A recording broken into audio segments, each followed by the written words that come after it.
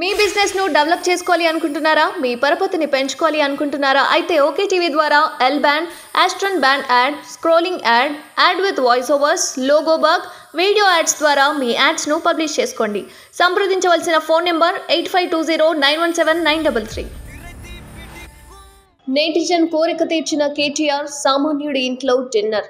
ట్విట్టర్లో ఓ నేటిజన్కు ఇచ్చిన మాట నిలబెట్టుకున్నారు మాజీ మంత్రి కేటీఆర్. కొత్త సంవత్సర శుభాకాంక్షలు చెప్పడంతో పాటు భోజనానికి ఇంటికి పిలిచాడు ఓ గాజుల దుకాణదారుడు. ఆ గాజుల దుకాణదారుని కోరికకు స్పందించిన కేటీఆర్ ఖచ్చితంగా వస్తానని ఆ రోజు మాట ఇచ్చారు. ఇచ్చిన మాటను మర్చిపోకుండా ఈ రోజు ఆ సామాన్యుడి ఇంటికి వెళ్లి ఆ కుటుంబంతో కలిసి భోజనం చేసి వారి ముఖాల్లో చిరునవ్వు నింపారు. మాజీ మంత్రి కేటీఆర్ మరోసారి తన సింప్లిసిటీని నిరూపించుకున్నారు. ట్విట్టర్లో ఓ నేటిజన్ అడిగిన కోరికను తీర్చి ఆ సామాన్యుడి కుటుంబంలో ఆనందం నింపారు. జనవరి 2వ తేదీన కొత్త సంవత్సరాన్ని పురస్కరించుకొని బోరబండకు చెందిన ఇబ్రహీం ఖాన్ కేటీఆర్కు ట్విట్టర్ వేదికగా శుభాకాంక్షలు తెలిపారు. గత 10 ఏళ్లుగా బీఆర్ఎస్ సర్కార్ ఆధ్వర్యంలో పగలు రాత్రి అనే తేడా లేకుండా రాష్ట్ర అభివృద్ధి కోసం అద్భుతంగా పనిచేశారంటూ ఇబ్రహీం ఖాన్ ట్వీట్ చేశారు.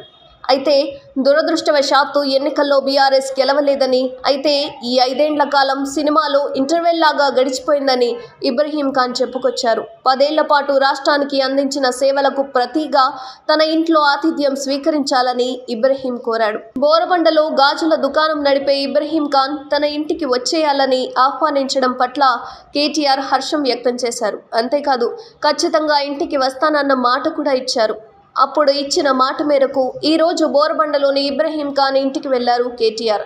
ఇంటికి వెళ్లిన కేటీఆర్కు ఇబ్రహీం ఖాన్ కుటుంబ సమేతంగా స్వాగతం పలికారు.